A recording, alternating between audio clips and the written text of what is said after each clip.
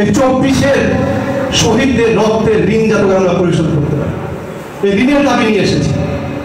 গত 52 বছর এই রক্তের সাথে কি তামাশা করা হয়েছে। রক্তকে পুঁজি করে একটি পরিবার এদেশে মানুষকে জিম্মি করেছে, এই রক্তের কথা বলে, এই স্বাধীনতার কথা বলে, এই মুক্তিযুদ্ধের কথা বলে। আমরা আবার এই দেশে পরাধীন হতে দিতে চাই না। আমরা এই তৌহিদ জনতা যদি জাগ্রত থাকি তাহলে এই রক্তের ঋণ পরিশোধ হবে ইনশাআল্লাহ।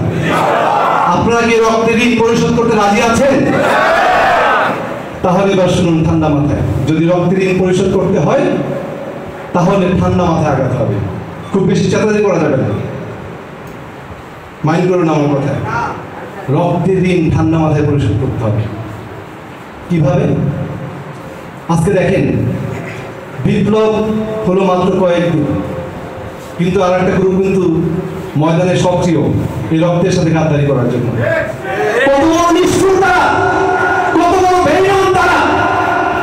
আজকে আমাদের মায়েদের কান্না শুকায়নি, আজকে আমার শহীদ ভাইদের রক্ত শুকায়নি।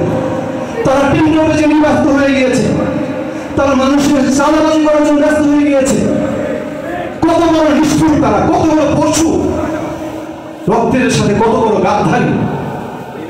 আমরা সেই গাদ্দার হতে চাই না, আমরা সেই রক্তের ঋণ পরিশোধ করতে চাই। প্রয়োজনে নিজের জীবন দিয়ে সে রক্তের ঋণ পরিশোধ করতে চাই। সম্মানিত উপস্থিতি, বাংলাদেশ জামাত ইসলামী সেই রক্তের ঋণ পরিশোধ করার একমাত্র দল আমার দৃষ্টিতে। আমি বিশ্বাস করি আজকে যে স্রোতে আপনারা গা ভাসিয়েছেন সেই স্রোত আপনাদেরকে জান্নাতের দিকে নিয়ে যাবে। সাথে সাথে এই ঋণ পরিশোধের, এই ঋণের, এই রক্তের হক, এই রক্তের দাবি পূরণের ক্ষেত্রে আপনাদের সহায়তা করবে।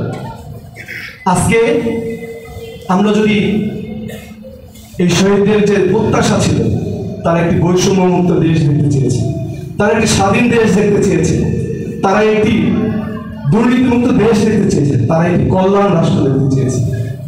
সম্মানিত উপস্থিতি, আমরা যদি সেই কল্যাণ রাষ্ট্র গড়ার ক্ষেত্রে ভূমিকা পালন করতে না পারি, আমরা যদি সেই বৈষম্যমুক্ত দেশ গড়ার ক্ষেত্রে ভূমিকা পালন করতে না পারি, স্লোগান দিয়ে কোনো লাভ নেই, গণমিছিল করে কোনো লাভ নেই। সে দেশ গড়তে হলে সবার আগে নিজেকে গড়তে হবে, আর সেই লোক গড়ার কারিগর হলো বাংলাদেশ জামাত ইসলামী। এদেশে শহীদদের রক্তের ঋণ পরিশোধ করতে হলে অবশ্যই অবশ্যই আপনাকে আমাকে সৎ, যোগ্য, দক্ষ, দেশপ্রেমিক নাগরিক হিসেবে গড়ে উঠতে হবে। বাংলাদেশ জামাত ইসলামী এমন একটি শিক্ষা প্রতিষ্ঠান, যে শিক্ষা প্রতিষ্ঠানে স্বাধীনতার কারিগর তৈরি হয়, যে শিক্ষা প্রতিষ্ঠানে সৎ, দক্ষ, দেশপ্রেমিক নাগরিক তৈরি হয়। আপনারা কি সেই শিক্ষা প্রতিষ্ঠানের সক্রিয় ভূমিকা পালন করতে চান? আপনারা কি সেই শিক্ষা প্রতিষ্ঠানের সক্রিয় ছাত্র হতে চান? তাহলে আপনাদেরকে বলতে চাই, যে যে অবস্থায় আছেন, যে যে অবস্থায় আছেন, আমি আপনাদেরকে বলেছি আপনারা তৌহিদি জনতা, আপনারা এই বিপ্লব কায়েম করেছেন।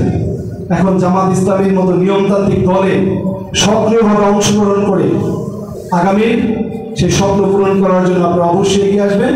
তাহলে শহীদদের রেখে যাওয়া কাজ, শহীদদের রক্তের ঋণ, শহীদদের মায়েদের আহাজারি, আল্লাহর দরবারে যে আহাজারি পৌঁছে গিয়েছে, সেই আহাজারি কি তারা শান্তি পাবে, তাদের অন্তরে শান্তি আসবে। সবাইকে আবারও এই কর্মী সম্মেলনের পক্ষ থেকে আহ্বান জানাচ্ছি, আপনারা যদি জেগে ওঠেন, এদেশ আবার কি